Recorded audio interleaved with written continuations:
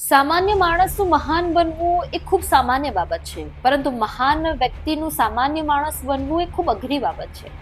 આવું એટલા માટે કહી રહી છું કારણ કે વિધાનસભાની પેટા ચૂંટણી જે વિસાવદરમાં યોજાઈ, જે કડીમાં યોજાઈ, એમાં વિસાવદરમાં જે ઉમેદવારની જીત થઈ છે ગોપાલ ઇટાલિયા, ગઈકાલે એમને જીત મળી છે અને આજથી તેઓ એક્શન મોડમાં આવી ગયા છે. તેઓ પોતાની ફરજો સમજીને, પોતાની નીતિ સમજીને, પોતાના જવાબદારી સમજીને હવે તેઓ એક્શન મોડમાં આવી ગયા છે.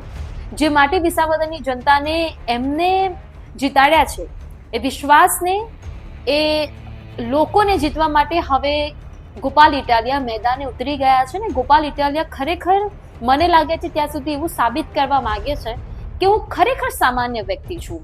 મને તમે ગુજરાતનો એમએલએ બનાવી દીધો છે, ધારાસભ્ય બનાવી દીધો છે, એનો મતલબ એ નહીં કે હું ખાલી ફક્ત એસીમાં બેસીશ, ચેમ્બરમાં બેસીશ, ખુરશી પર બેસીશ ને ખાલી ટેન્ડર પાસ થાય એની રાહ જોઈશ. પરંતુ એ ટેન્ડર પાસ કેમ નથી થતું, વચ્ચે અડચણ શું આવે છે, મારી જનતાને હું કેવી રીતે સાથ અને સહકાર આપી શકું, એ બાબતે હવે તેઓ કામ પણ લાગી ગયા છે. ગુજરાતના યુવા નેતા તરીકે ગોપાલ ઇટાલિયા પ્રખરતાની સાથે પ્રખર રીતે ખૂબ જ ઓળખીતા નેતા છે.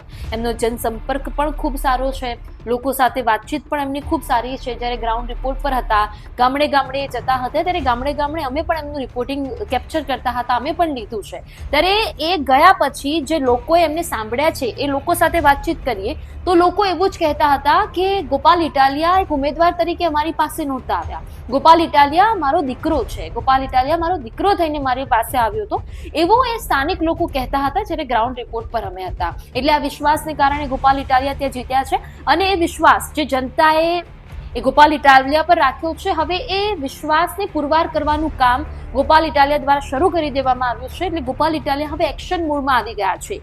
એક પોસ્ટ કરવામાં આવી છે, સુરતના જે કોર્પોરેટર છે એમને એમના ફેસબુક હેન્ડલ પર એક પોસ્ટ કરી છે, એમાં એમને લખ્યું છે કે એક્શન મોડ.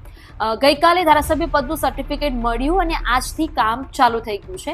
87 વિસાવદર ભેસાણ જુનાગઢ ગ્રામ્ય વિધાનસભાના ધારાસભ્ય શ્રી ગોપાલ ઇટાલિયાએ વિસાવદર નગર પ્રાથમિક શિક્ષણ સમિતિની મુલાકાત લીધી. ધારાસભ્યશ્રીએ સૂચન કર્યું કે દરેક સ્કૂલમાં જરૂરી સુવિધાઓ પૂરી પાડવી અને ધારાસભ્યની જ્યાં જરૂર પડે ત્યાં હું હાજર રહીશ, એવું ગોપાલ ઇટાલિયાએ કહ્યું છે. અને એક્શન મોડ જે છે એ ક્યાંક ને ક્યાંક જે કરવામાં આવ્યો છે જોવા મળી રહ્યો છે.